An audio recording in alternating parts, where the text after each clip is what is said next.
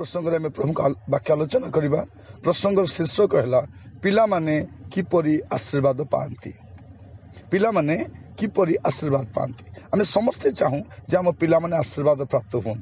आम मैंने अनेक थर कहूँ गॉड ब्लेस यू, प्रभु तुमको आशीर्वाद करूँ। आम ए प्रकार अनेक थर कहूँ, किंतु वास्तव में प्रिय भाई भौणी मैंने आम पिला माने किपरि आशीर्वाद प्राप्त हुअन्ति ताहा आज आम अल्प समय ध्यान करिक देखिबा, चिंता आलोचना कर देखिबा जे वास्तव में आम पिला माने केमति आशीर्वाद प्राप्त हुअन्ति। बाइबल परमेश्वर पिला मानक आशीर्वाद करबा पई चाहन्ति।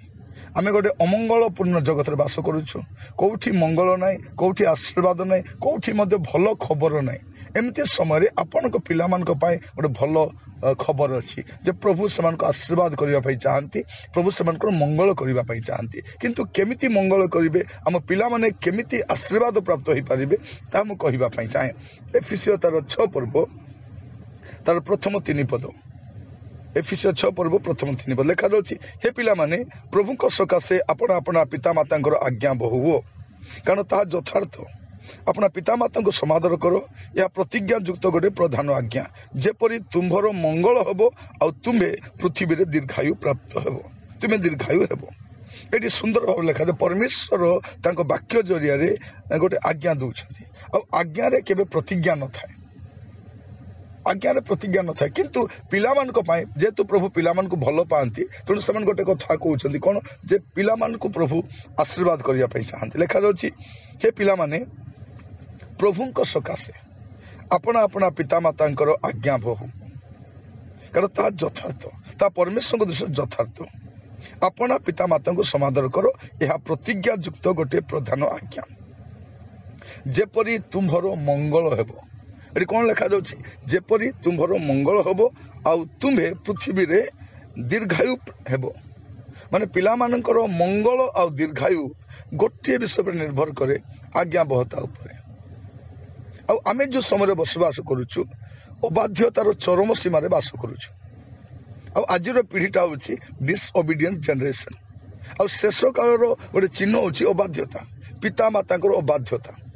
ये अबाध्यता कौन करे, पिला मंगल को छड़ाईनी, पिला दीर्घायु छड़ाईनी। तेणु आप देखिए ये दिन मानक पिला जिते पाठ पढ़िले भी मंगल ना, जिते भल खाइले से माने हेल्दी एटमोस्फियर रहिले मते दीर्घायु नहीं। तार कारण कौन, तार गोटे कारण से माने बाध्य हुअन्ति नहीं, आज्ञा बहु हुअन्ति नहीं।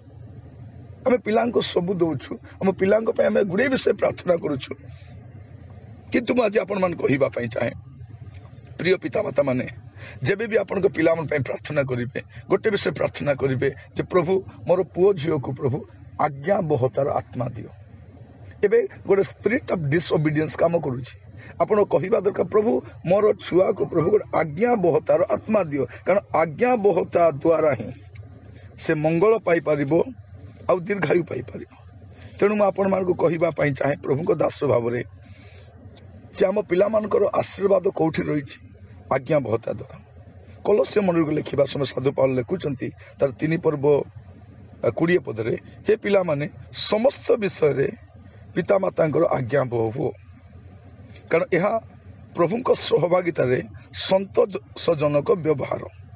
लिखा जाए पिला माने समस्त विषय। आज जो पिला माने पाठ पढ़िले, बापा माँ अधिक पाठ पढ़िले, हाईली एजुकेटेड हेले, इंटेलेक्चुअल हेले, से माने कौन कर बापा मार कथा मानु ना, गुरुजन को कथा मानु ना, पालकों को कथा मानु ना। से कहते बापा माँ से कथा मानवर अच्छी, पालक से कथा मानवर अच्छी, किंतु से कथा मानती नहीं। तेणु से जिते पाठ पढ़िले जिते चाकरी कले मंगल आम देखिपारुन। आज प्रार्थना करूँ, आम चाहूँ आम पिला मंगल हो, आम पिला माने दीर्घायु हूँ, ढेर संपत्ति उपार्जन करुछंती, चाकरी करुछंती, व्यवसाय करुछंती, किंतु दीर्घायु देखिपारुन। पूर्व काल लोक मैंने जो दीर्घायु आम देखुलु से आम ठार भल खाऊले कि ना मुझे जानी ना, आम ठार भल पाठ भी पढ़ी नी, आम ठार भल सुविधार भी नथिले, किंतु दीर्घायु थिले। से मेडिकल फैसिलिटी पाऊ नथिले, किंतु से तो रोगग्रस्त हो नथिले, एते अभिशप्त नथिले। अबाध्यता सर्वनाश करिଥାଏ, अबाध्यता। आपण देखिए राजा हेले साउल राजा हेले, अबाध्य हेले, विताड़ित हेले। प्रभु कहले तुमर वंश रे आउ के राजा ही रही पारिबनी, आज प्रार्थना करंतु प्रभु मोर पुओ को मोर झील को प्रभु गोटे बाध्यतार आत्मा दियो।